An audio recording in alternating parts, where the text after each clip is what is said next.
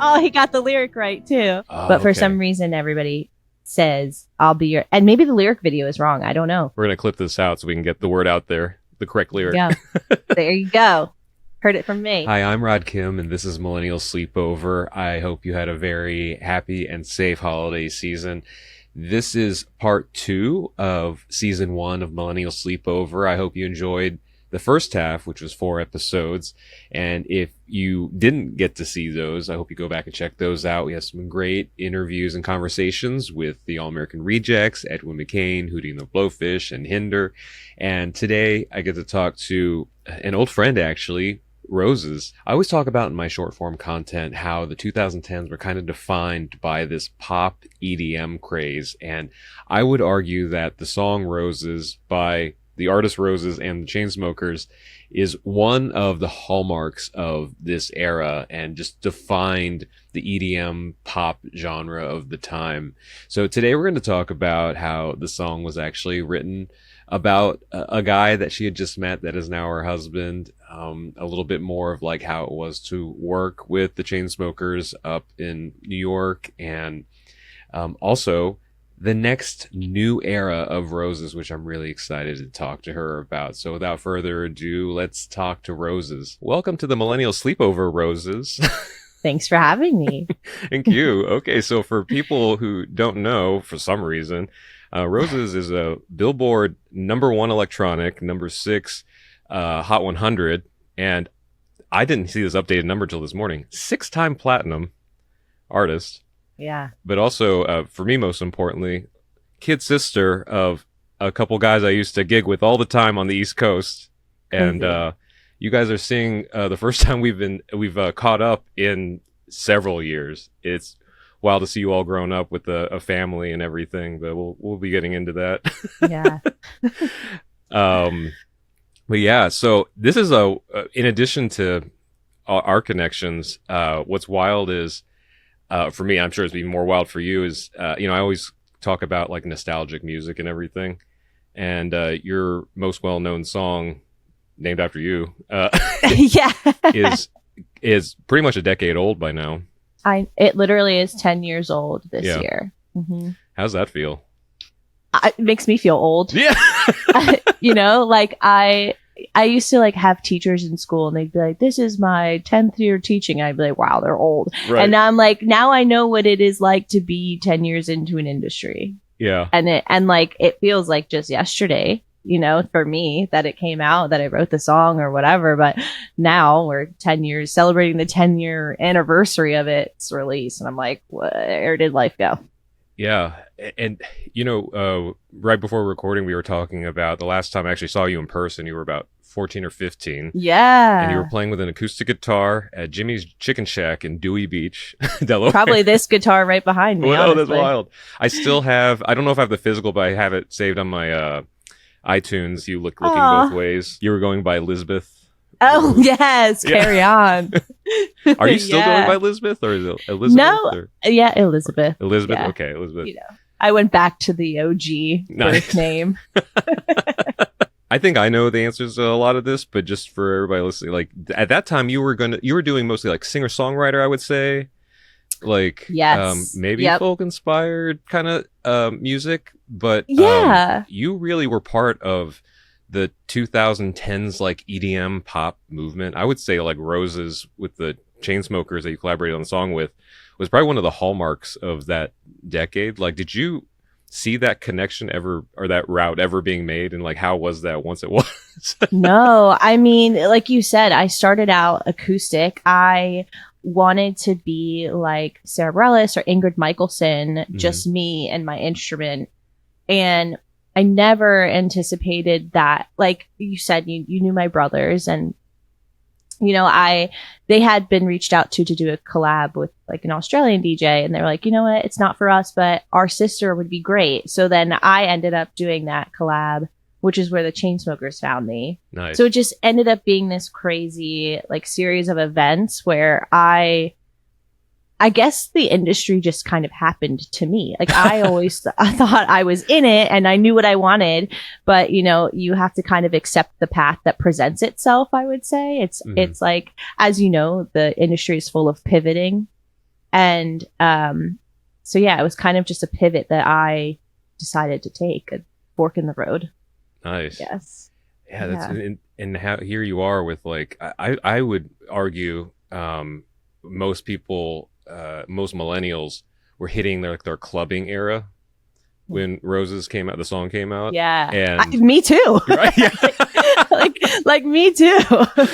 And so like now it's funny to think like we like I'm an older millennial, but some of like the younger millennials like will look back like oh yeah, that's such a nostalgic song.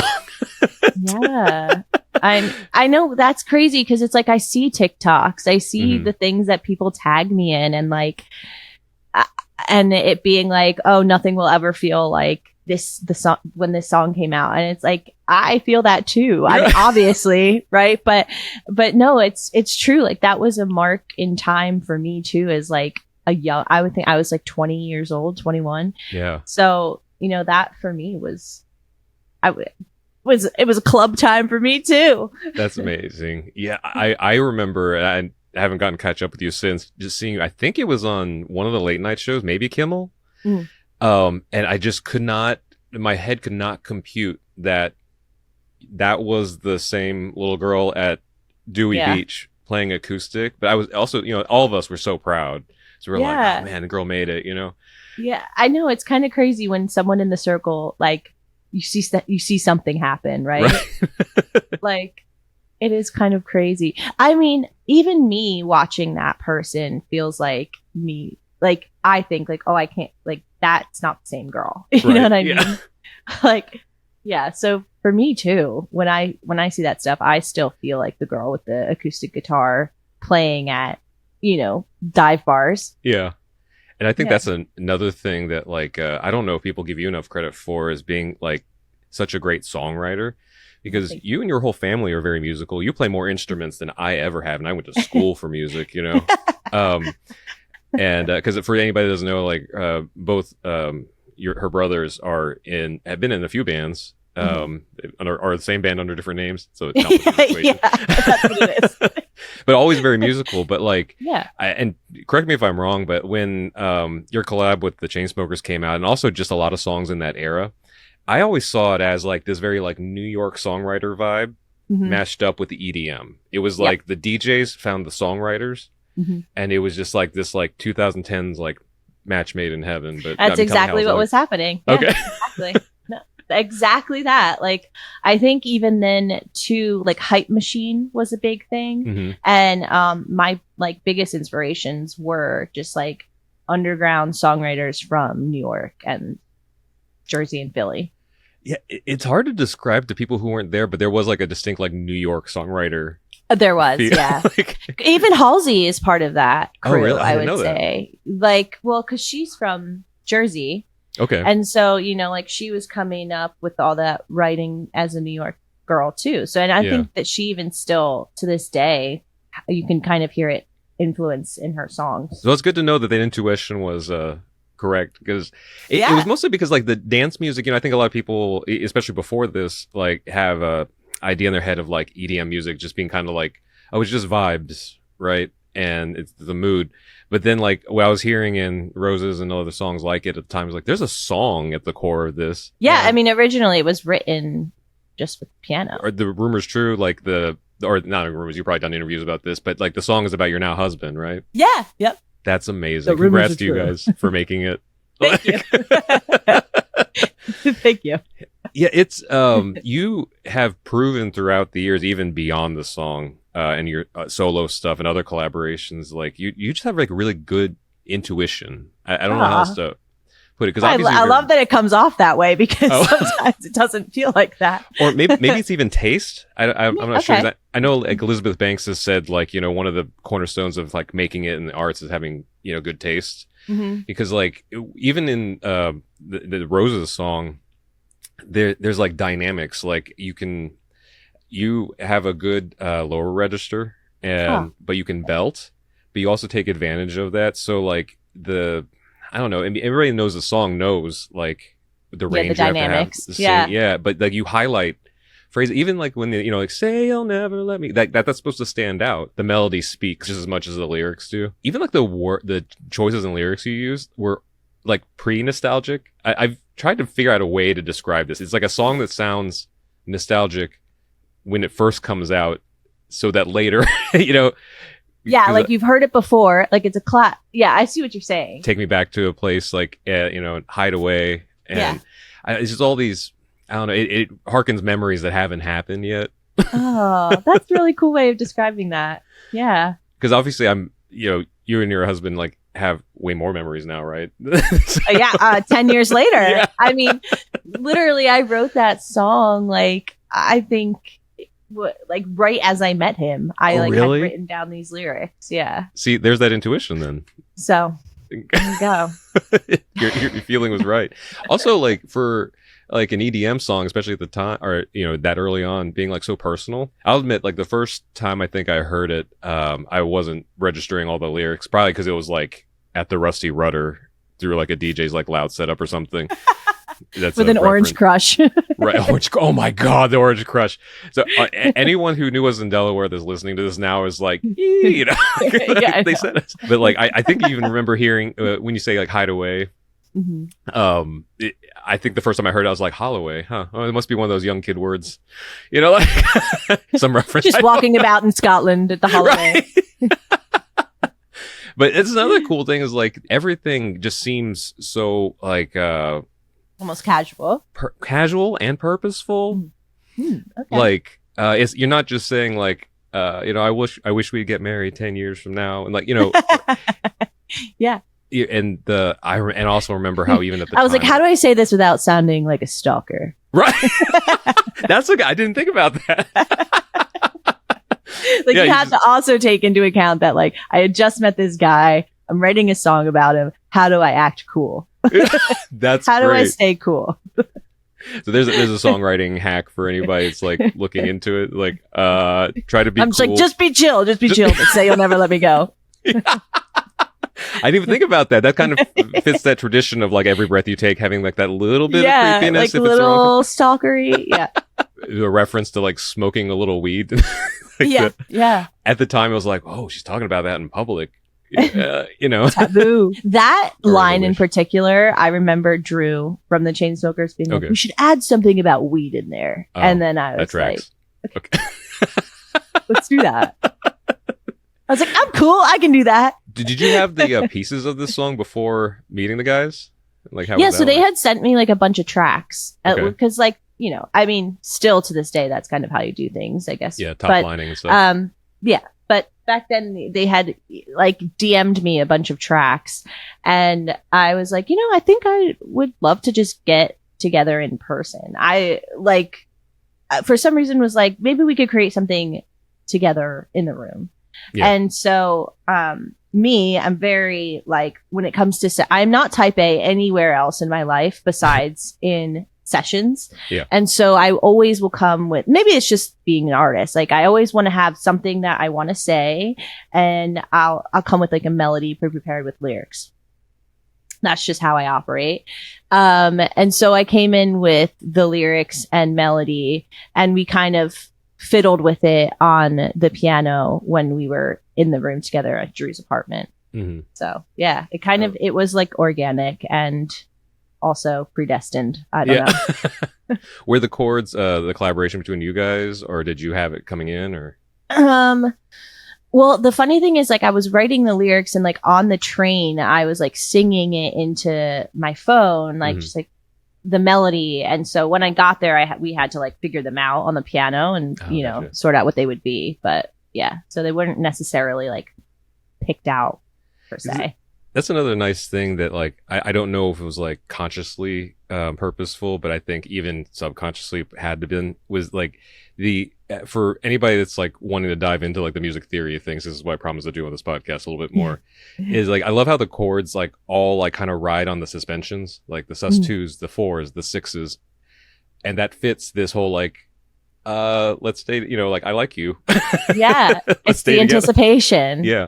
Which fits with the EDM thing, because everything, the joke at the time was like everything leads to that drop, right? That bass drop. Was that in like like what you were thinking of, or it was like your instinct? Like, I don't know. I don't Okay. know. I guess it just is where it led. Yeah. You know. And then I remember like they were producing it quite a bit while we were in the room together, and we remember being like, I remember Drew being like, this feels like a walk in the park. Like, I don't know.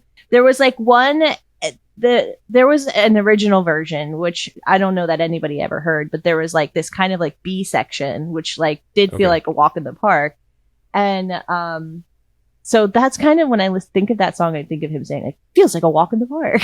That's so funny. Which is funny because it's a club song at this point.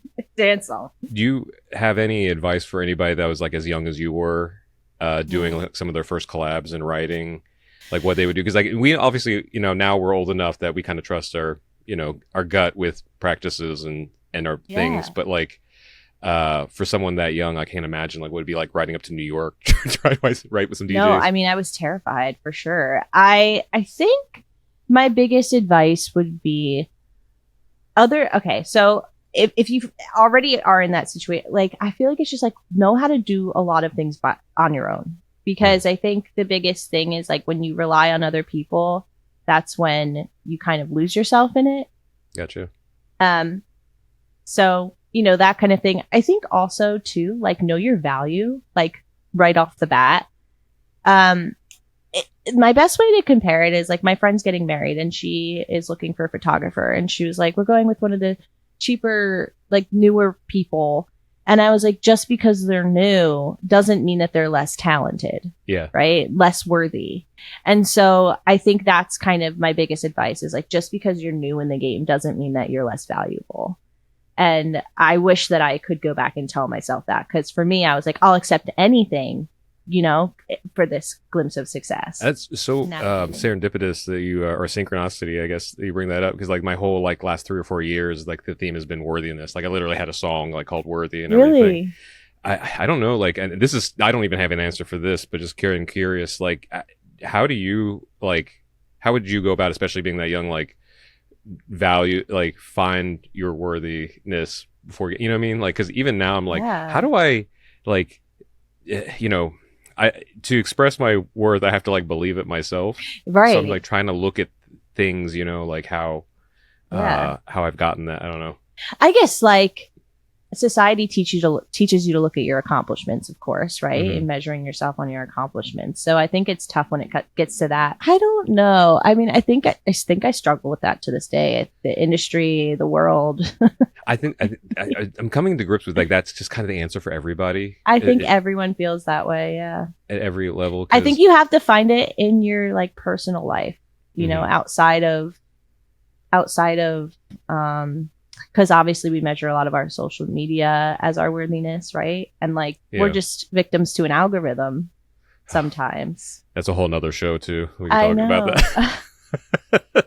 So it's I guess who we are when we strip it all away. Oh, that's a great answer, actually. I'm gonna take that to heart, because I know people who watch my TikToks know that like I've told the story a few times of like my whole life people told me that like me talking about songs and I like in music is like, you know, annoying or useless or stop doing or whatever.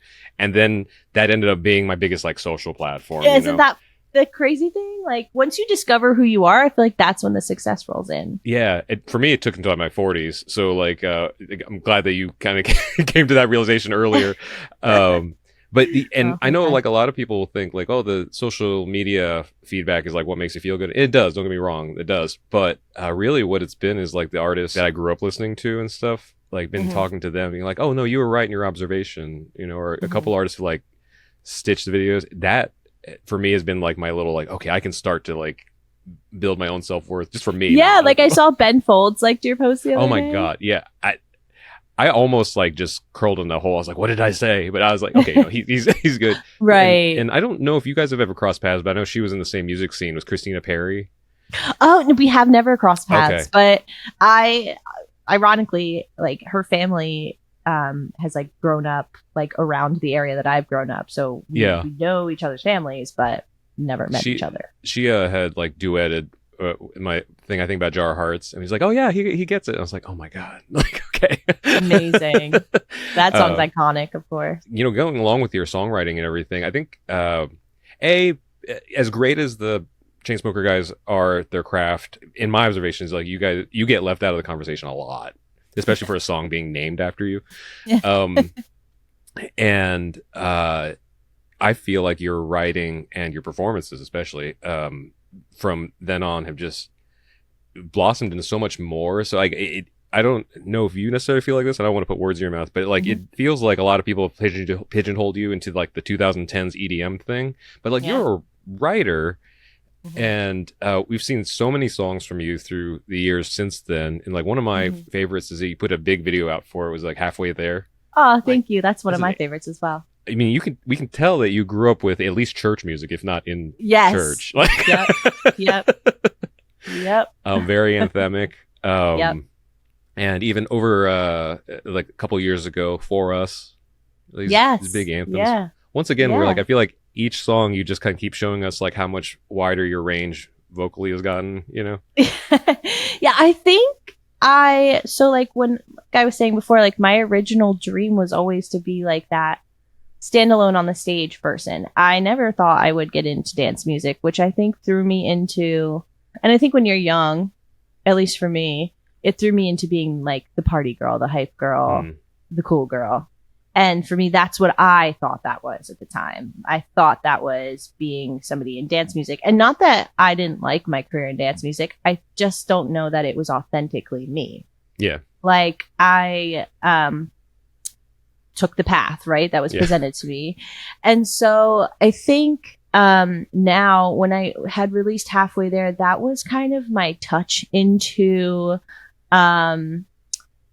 what I really wanted. And like I really have always wanted to be sitting at my piano singing. Yeah. Like singing and having either like backup singers with me, a choir, orchestra, things like that. And so I think like, as it unfolds, and going into my career now, I'm like really diving full-fledged into that type of performance and career aspect, I would say. So that's actually a good segue. You have wiped your social media, or at least Instagram, and left a very cryptic post with a snippet of a song that I've been privileged enough to hear the whole thing of now, which full disclosure, we're recording this now at a less chaotic time during the LA fires. Elizabeth was kind enough to tell me that she's okay with rescheduling, but I think emotionally I was like, I need this right now to just be talking about music, because it's been not a great couple days for me in the community here. Yes. Fortunately, like I'm safe now. I found out this morning. But people just a few miles next to me like have lost everything. So I think I'm already kind of primed to it, but also like being out in LA for almost a decade now and stuff, and hustling, or even back in Delaware when we met and stuff, to hustling in music, just feeling this. But she sent me the song and I put it on kind of innocently, without I was literally just listening to it to do like what do I notice about this song musically, and I just had the healthiest cry I've needed in days. And I'm like I'm thinking about it now, just like thinking of like the melodies and stuff. You are entering this new era of Rozes, and we've done a lot of prep for this show, but I don't know anything about this point. So like, just tell us where you're going from here. Yeah. So I would say, I think it's a return to home. Like, it's funny that we talked about how you knew me before everything, right? Because I feel like that's kind of where I'm going back to. I wouldn't say I'm going back to the girl with the guitar, but definitely the girl with the piano. And I'm gonna start playing more acoustic shows with my piano and things like that. But yeah, I'm leaning into the vision I had when I fell in love with music, because as you said, the industry, it's really hard, and you lose yourself and your worthiness and all of that, like over and over and over again. And I think becoming a mom and being forced to take time off in an industry where you really can't, because it's like, if you're out of the algorithm, you don't exist. If you are out of not releasing music, it doesn't matter because people don't even know. They don't even notice, right? Yeah. So I was like, okay, well, what do I want to be? Who do I want to be? Who do I want to present myself as? Who would I want my daughter to see?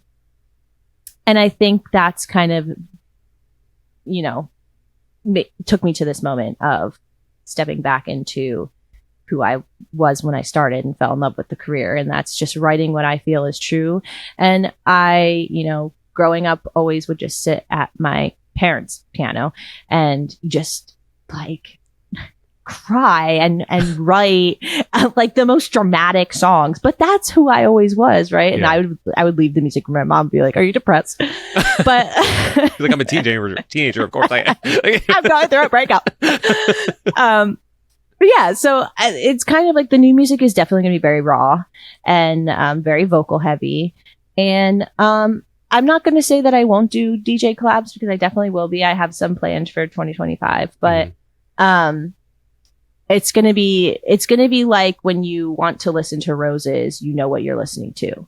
And I feel like that has kind of gotten lost within my career at some point. Oh, gotcha. I feel like there's that EDM and then there's the bubblegum pop and then there's halfway there. And it's just like, I feel like as a writer, you can get confused because you can write the genres, but then as an artist, you're like, which one am I?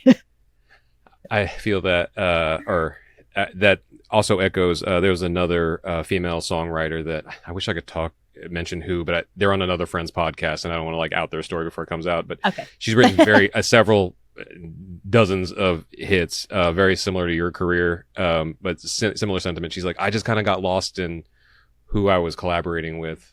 Yes. And she's trying to, like you said, return to home. Reclaim who you wanted to be. I feel like, I don't know if you feel this way, but I feel like that's how you know you made it, though. Like, you're able to do what you want now. I know that sounds cliche, but like... Yeah, I guess that is...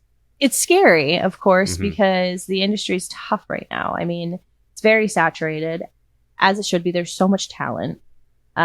Musicians aren't paid well. Yeah. And writers, and and so it's scary because you have to be willing to start something new that people might not like. But I have, like you said, halfway there, that is a good glimpse into the direction that I'm headed. So I have proof of concept. Yeah. As the plan A in me, I'm like, that worked. I can do it. That's great. It's like a little, it's not all bravery. It's like, okay, I have a little bit of support. Yeah, I have a little cushion there. But diving into like the song itself, that piano intro, I already knew I was going to be in for it. Because I'm assuming it's you playing, right? That's actually my friend Aaron. Oh, he's playing that. Yeah. Mm-hmm. So credit to Aaron for just that credit to Aaron. Just the bass notes, and I don't know. Thank you. So I'm getting emotional thinking about it. But I love that. Once again, with your instincts, taste, whatever we want to call it, like both melodically and lyrically, I love how you like kind of gradually escalate the stakes. So when you were saying like it's been 1,000 years and a million tears, and it's like these things that like I feel like a lot of people, both listeners and other aspiring writers, like don't think about, but that like vocabulary is important because it needs to like kind of trick you into feeling things like me until it's too late, Yeah. And you capping off each of the verse lines with "It's all we know." I think that's what broke me. Because like I was just talking with a friend about, we're joking about we're both immigrant kids, so surviving this fire thing is like, well, it's Thursday, so, yeah. But the whole world's always burning for us. Right. Yeah. It's just like, oh, it's all we know. It's like, yeah, it shouldn't be that way, right. The fight shouldn't be all you know. Exactly. Yeah. And then you don't even let us have a break. You followed up immediately like it's an uphill road or an uphill road. And then like you reiterate the miles and miles, and then once again, it's all we know. It's all you know. And with the cadence and the rhythm of the melody you chose is like this push and pull, like you're doing this like kind of rubato, like melodic thing, and it's just the pieces are all coming together, and it's just painting this picture. I don't even know what the hook is at that point yet. It hasn't come, and I'm like, this is already about me. You know? Good. I'm glad you feel that way. Where were you at when that was coming together? My whole career has been me essentially traveling away from home. Mm-hmm. And I think there are times when I hate it. And this particular writing trip, I hated it. I was like, I want to be home. What am I doing? Like, why am I being so far away? My husband and I had just gotten married. All of my friends were starting families. And then I was seeing artists in town just having their pop off moments. And it was just like, I just felt like, what? I'm never going to have anything because I'm not happy. Like where I am, like I just got married and I'm away from my husband every 2 weeks a month. You know what I mean? So it was a lot. And so when I was writing that, I was writing it with another artist named Sarah Reeves. And I had come in and I was like, I have this concept, like I said, prepared. Yeah. I was like skip ahead. Like what if we just like wrote something where it was like, I want the good parts. How do we get back to the dream of it all? You know, because it's like, as we mentioned, my husband has been in this career for me from the start. Yeah. Obviously didn't see me playing like those coffee shops with my acoustic guitar, but he was there pre-release of Rozes. Yeah. And so he was there for the highest of highs and the lowest of lows in the career. And so I really wanted to portray like the skipping ahead to when we had dreams again, you know, when we had, so heartbreaking. You know, though, like when you weren't so jaded, like the planning of when you weren't jaded kind of thing. And, you know, we were trying for a baby at that time too. So it felt like it was happening. Everything was happening for everyone else. And I was seeing it not happening for me. Yeah. And I was taking it personally, you know. That's understandable because when you were saying in town, you were in Nashville at that point, right? Yes. Mm-hmm. And, you know, there's a lot of beautiful things about Nashville, but it's also a very like vicious town. People vicious. Who aren't there. Yeah. You know, if you know, you know, I guess this is the thing. Yeah. Like people tell me all the time, like, why don't you move to Nashville? I was like, that's another conversation. Yeah. And I love Nashville. I go there all the time, but you know, but you've since literally returned home, right? I have literally returned home. Like I literally have returned home. My husband and I, we had a place there for the last 3 years. Mm-hmm. Had our baby, moved there full time. I was like, I can't be here. I can't do this. Like I can't create because I feel like I don't belong. Mm-hmm. And so, we decided to pack up and come back home to Philly. And I'm just writing all of my stuff from here now, and I'm loving it. That's beautiful. But, you know, yeah. So, like you said, this is a dream. You know, that's the dream. And you know what's funny is like younger me would say, "Can I skip ahead to that moment? Can I skip ahead to that? To you know, like being to living home, having a family, writing music, releasing music, having it funded by a label, and but me." Now I see it and I'm like, what can I skip ahead? Oh, gotcha. You know what I mean? So it's like younger me would see me now and be like, wow, she's doing it. Can I get to that part? And then me now is like, I still want to skip ahead to more things. It's the essence of always moving the goalpost. Yeah. I heard one of my TikTok mutuals, I think it was Sujia, forgive me if that's wrong. And also if she referenced someone else, then someone check that. But she said something to the effect of like, you realize at some point that there is only the journey and not really the end. The destination. Yeah. Because I'm sure now, like I'm not a parent, but like with your kid, like you're going to look back on the younger years and just be like, oh man, you know, like there were probably nights where you wish you could skip ahead a little bit. Yeah. I have a now 10-year-old niece. My brother's like, don't get me wrong, I love my daughter, but those baby years. You're in the upside down. We are currently in the upside down. But, the upside down. You know, yeah, we call it the upside down. And you know, it's somebody described it as the hardest best thing, and it's true. Oh, that's great. Is that a song coming up from Rozes? The hardest. Never know. The hardest best thing. You heard it here first. And that's another thing. I'm such a non bad or non-traditional podcast host. I didn't even mention the song is called Skip Ahead. Yes. Yes, so, it's called Skip Ahead. Yeah. And that's another thing I love about your either melodic choice or intuition on that was the melody and the lyrics skip ahead is so conversational because you sing it like we would say it. Like, can you skip ahead? But you linger on that ahead in a way that like only you can. Because I noticed like anybody that's familiar with your music knows like how you hold your vowels and stuff. Mm-hmm. And I don't know how it was supposed to come across or how we intended to come across. For me, it was like it just felt like that lingering, like not quite letting go of something. Yeah. Either the aspiration or what's behind. I just think it's so beautiful because like those two words paint such a majority of that chorus. And it speaks so much because by this time in the song I'm just like on the floor here and my cat's consoling me. You know what's funny is when I go into a studio, I typically really like what I say usually is I want it to stab you in the heart. I want the listener to feel like they have literally been heartbroken. Mission like accomplished. When I used to listen to Adele, I would break my own heart listening to her stuff. Like I might not be going through a heartbreak, but she puts out Someone Like You and I am. You know what I mean? And so like when I write, I want people to feel. And so, like, I specifically will try to appeal to the senses, touch, taste, smell, feel.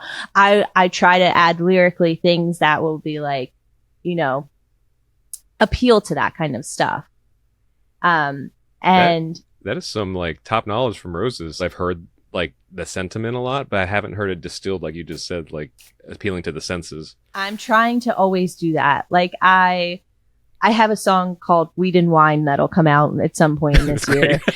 And, but the lyric is, you smell like weed and wine, a cologne you put on from time to time. That's appealing to the smell, right? Yeah. And it puts people in a moment of, wow, I think I understand that. Yeah, I mean, if you've been there, you've been there, right? You know, I know what that smells like. And so, I just really want people to be able to feel what I'm feeling in any way that can relate to them. You know what I mean? I talk to a lot of younger writers because ever since the pandemic, like I've been mostly like writing with younger artists, you know, that have like come up from TikTok and stuff. And the way I usually tell them something similar to what you said, like it's fine if you just want to write songs. You can write songs and just have them for you. But if you're writing to like publicly, like, I don't know, be on some sort of commercial level, artistically, like the goal is to connect. Yeah. So however you feel, it's not just about your expression. It's about your expression plus reception.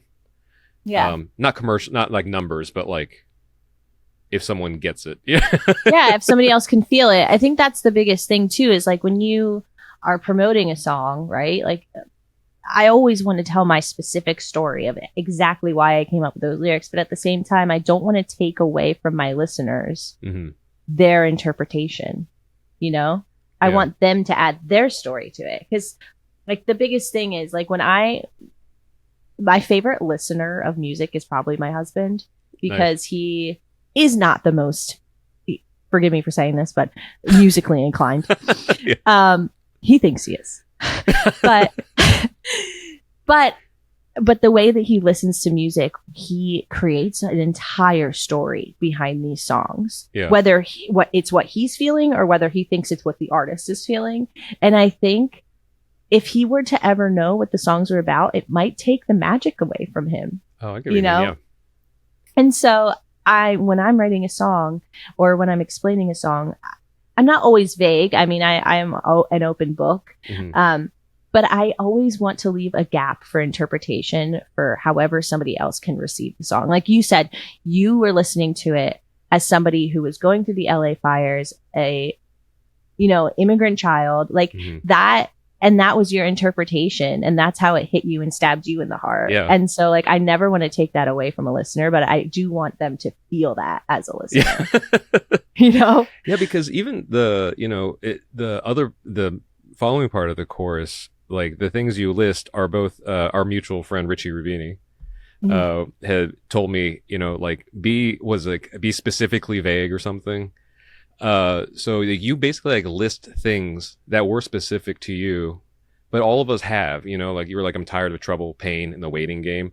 Now, Exactly. being in music, I know what you mean by the waiting game. Yes. Because like you were talking about a writing trip when you were still in Nashville, so this has been a couple of years now, right? Yeah, so this was, well, I think it was 2 years ago. Yeah, so like, I mean, Yeah, that's it was a wait. it was right before I was pregnant with my daughter, so that was about 2 years ago. So wait, it's like a hurry up and wait kind of thing. Yeah. And then you leave us lingering. We go to another verse, and then you come back, and you're at the bridge, and then you just keep going with the list. Mhm. Yeah. Yeah. But I love the cadence of it because it sonically feels like what a to-do list. Yeah, I'm like, does it hurt yet? I'm going to keep going. Right. And anybody that's familiar with my TikToks know, like, I always love when there's a good, I call sweat pause or a band dropout in a song. Mm-hmm. So you go for that down chorus. I do, and yeah. There's the stab. I do. The drama. I love the drama. Because we get which is what's coming with new stuff too. It's lots of drama. Yeah, because you grew up in the emo era, right? So you're very familiar. Emo era, yes, definitely. But you have that beautiful down chorus where we can hear you get really vulnerable and tender again, and then tired is where I feel like that's where the knife comes down. Tired of trouble. The strings that you're in full voice, and then you just kind of like end, and so we have to listen to it again. Yeah, that's great. I love that. Have you seen that meme of like, I'm the kind of person that like listens to it again because it didn't hurt hard enough? Yeah. Oh yeah. Oh yeah. That's what I hope that my music does for listeners, where they're like, you know what, I have to listen to this again. I need to cry again. So I've listened to it about 3 or 4 times now, just so I can make some notes to talk to you about it. But I had to like actually physically stop myself because I was preparing to do this recording. I was like, you can't be like, inconsolable while you're doing this. So afterwards, though, is going to be. Well, it's funny because like I know when a song feels right for me when I feel something when I listen to it. Like the last time I would say was like halfway there. I used to cry listening to that song. I remember getting that song back and just crying because like it just felt so real for me. And like that's what Skip Ahead is for me too. Is like it feels so real and relevant in every situation that I've been in my life. And like I was just like telling my husband too. It's like it feels like there's not a better time to release a song because I feel it in every moment of my being. Yeah. I wish I could skip ahead to the good parts. Right. And who doesn't feel that way? Yeah. You know? Yeah, totally. Do you have a release date yet? I know you've been like kind of teasing it. It will be February 7th. 7th? Oh, so soon. And I'm aiming to get this out before a certain social media platform goes away. I know. So hopefully we'll have this posted. What are we going to do? I don't know. I'm going to have more peace, I know, at least. But so it's not too long after this episode hopefully comes out. Everybody will find it on all these streaming platforms and stuff. Before we move on to the last part, is there anything else that like we didn't talk about that you want people to take from like the new song or look forward to and skip ahead? I don't think so. I think that I'm really excited to like be stepping into this part of my career. I just hope people embrace it. It feels like it's more storytelling for me. I'm excited for you because the way you're describing it feels like I'm catching up with you where we left off, and that makes me so happy for you. I love that. So before we finish, I usually show artists some covers. Are you down to? I'm so down. Okay, so this first one is some YouTube colleagues of mine, Kurt Hugo Snyder and Sam Sui. I don't know if Kurt remembers me. He was the other vest-wearing YouTuber. For people who know, they know. Me and Kurt have met at least a couple of times. Very talented producer, and in this scenario, playing piano. Sam, you're gonna see Sam singing. Sam was one of the OG YouTube like kind of cover singers and stuff. My claim to fame with Sam is I run into him in line for I think Japanese food or Korean food at the Glendale Galleria several years ago. It's like this sounds like a frequent thing. Right? Yeah, no, this was a while ago, but since then, Sam has also gotten married. Him and his husband adopted a beautiful little girl, so also new parents. I love that. So this is Kurt and Sam doing your song. Take it slow, but it's not typical. He already knows that my love is fire. was a stone, but then his sands roll. I turned into gold, then it took him higher. Oh, I'll There's be that drama. a daydream. I'll wear your favorite thing. Oh, he got the lyric right too. We could be beautiful. Get drunk on the good life. I'll take you to paradise. It's so good. Say you'll never let me go. Deep in my bones, I can feel you. Take me back to a time only we knew how to wait. Wow. Never gets old. Listen out with an old film, smoke a little weed on the couch in the back room, hide away. Say you'll never let me go. Wow. Say you'll never let me go. Dang. He should have been the singing on this. Woo. I'm in awe. That was amazing. I mean, it really doesn't get old. Like, seeing people cover that song, any song, it will always like hit me right in the heart. It's amazing. And things like that with the piano, you can hear the song. You know how I imagined it when I first wrote it. Oh, there you go. Hey, Crazy. Kurt and Sam. It's closer to how Rozes imagined it. The OG.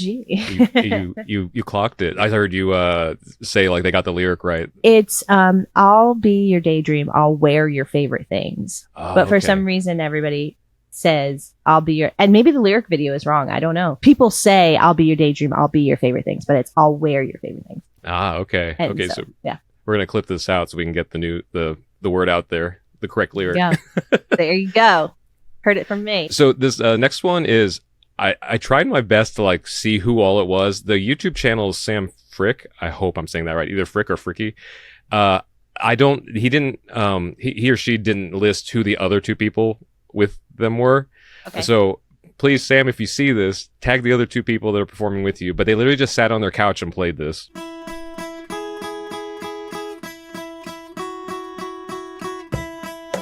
Take it slow, but it's not typical. He already knows that my love is fire. His heart was stone, but then his I love like the cajon keeping the keeping the groove. Love it.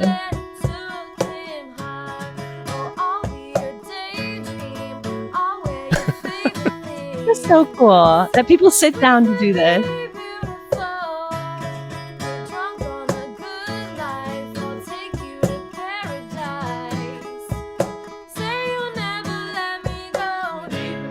I can feel you. Take me back to the time only we knew how to wait.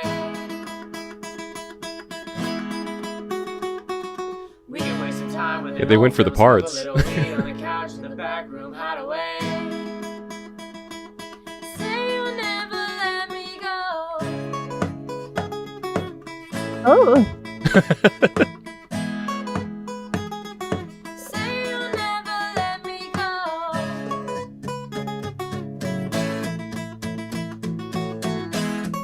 drops coming. Yep. Love that they got this thing.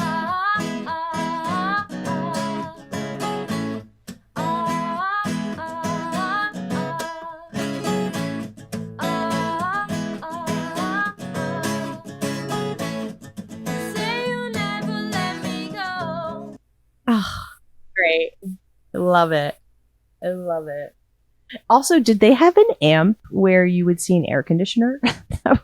Oh, I didn't even notice. Like the Oh top. yeah, there is. These are musicians. These are we musicians, could- people. They're like, we don't need AC. 'cause They're we can- like, there's an empty square here. That's where an amp will go. right. Great job, Sam and friends. I'm also still not sure which one of you is Sam. Could be any three of you. I was gonna ask. I was like, which one is Sam?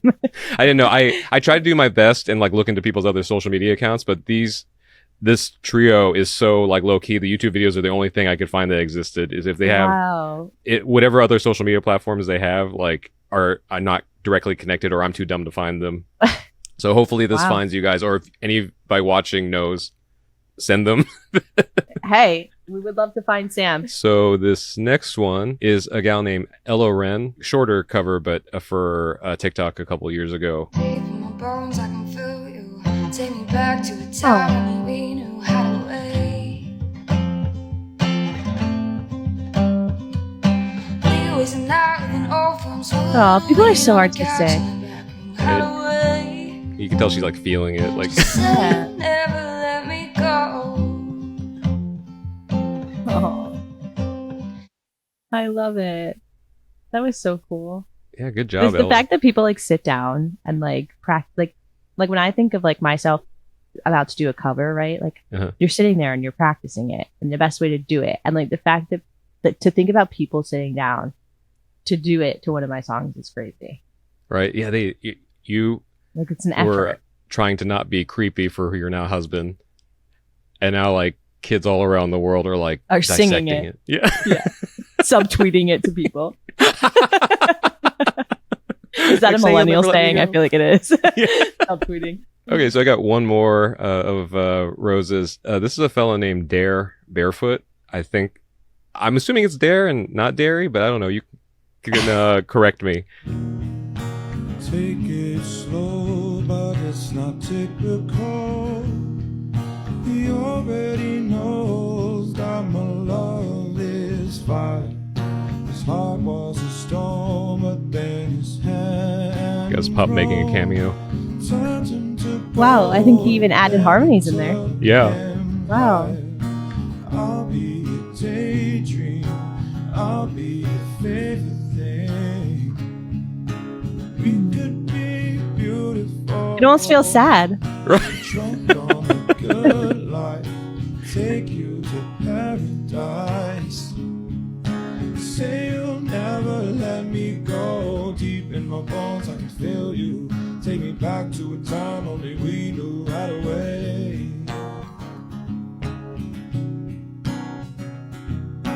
We could waste a night with an old film, smoke a little weed. Wow, it's crazy how he made it sound sad. Yeah, it's just like this melancholy. Say you'll never mood. let me go. Wow.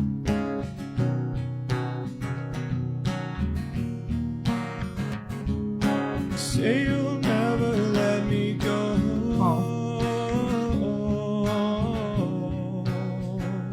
Feels like a breakup. It's kind of crazy how like that vibe you can make that song sound like a breakup song. I didn't realize that. From what I saw, because I was able to find Dare's other social media platforms, it looks like, congratulations, he recently got engaged and is expecting his first child. So, Wow, congratulations. yeah. So hopefully that song was just an artistic expression and not like a real... I mean, it was an awesome artistic expression. That's right. For sure. It kind of gave me like a little Bon Iver. Yeah, vibe, I was thinking that in Hosier. Oh, yeah. Oh, man. I didn't think of... Yeah, that's probably more Yeah, accurate. That's what it was giving me. Yeah, loved it. So that's usually where we end this section off, but I thought it was really fun because, like I mentioned before, like one of my favorite songs of yours is Halfway There. I have one here from Jody Lynn Roberts, and she posted this a while ago, so she probably never really thought that you'd ever see this. Hey, we've been going through some changes. Tell me that we'll make it. Tell me that we'll make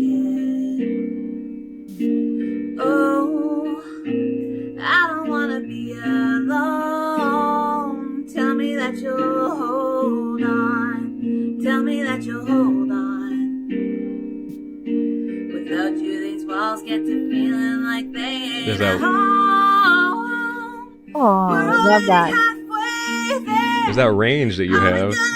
She brought it. Or just leave it here, 'cause the fight ain't fair. Oh, If we're hanging on to something only halfway there, can't wait forever. We know better than to let it go.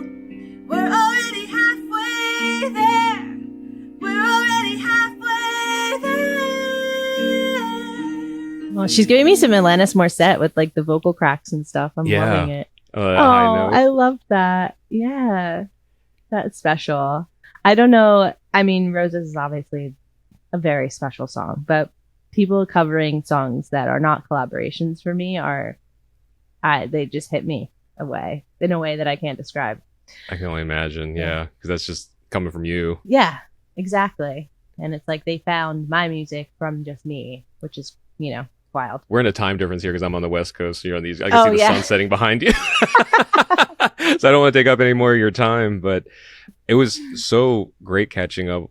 And Yeah. I'm so proud of you. I don't know if I've said that here yet. Thank like, you. See, like, I don't, to everybody watching, I literally watched her as a 14, 15-year-old play to a bunch of drunk guys on a beach bar. So proud of you and like your songwriting and your music and just like watching you to persevere through all this bullshit. Like, to be frank, everything like, I don't know. You're a hopeful story for us all. Like, Aw. someone who fights can make it. February 7th, you said? February 7th. For Skip Ahead. Skip ahead. Yeah. Make sure, for my opinion, make sure that you're in a place where you can, or what do they say now? You have to hold space have for the the song. capacity. Yeah. where you held space for Defying Gravity. Prepare to You will hold need to hold space space. for Skip Ahead. And this new era of Roses, the return to home. Where can everybody find you? And is there anything else you want to leave with everyone if you're the future of your Well, Roses? I don't know if only Instagram exists these days. It's the same everywhere at Rozes Sounds. And, I hope that you'll find me on the road too. So Oh, nice. see. Okay. So some tour dates Yeah. coming up. I'm doing like small intimate shows. I want to strip it back, like I said, to who I was before, and gonna be small intimate shows with like a wine night with roses type thing. That's how you can tell we're entering our middle ages, where we're just Yeah. like, I just want to be chill now. Yeah, I just want it to be intimate and then go to bed. Same. All right, thanks so much, and all the best on this next era. Thank you so much. Thanks to all of you for listening. I hope you enjoyed our conversation, and thanks to Roses for catching up. And I'm so happy to hear that she's returning home to the young artists that I saw play at Jimmy's Grill when we were both, just like starting in our music careers, and she's just taken off, and I couldn't be prouder. If you're enjoying this series, I would love for you to, do all the things, like and subscribe, but also most importantly, tell anybody that that you think might enjoy these conversations about this show and this episode. As most of you know, I never really set out to be a podcaster, but I do love discussing songwriting and music and some of my favorite songs from other eras of my life. And I'm thankful to you for making that possible. Thanks for being in my orbit, and stay tuned for the next installment of Millennial Sleepover.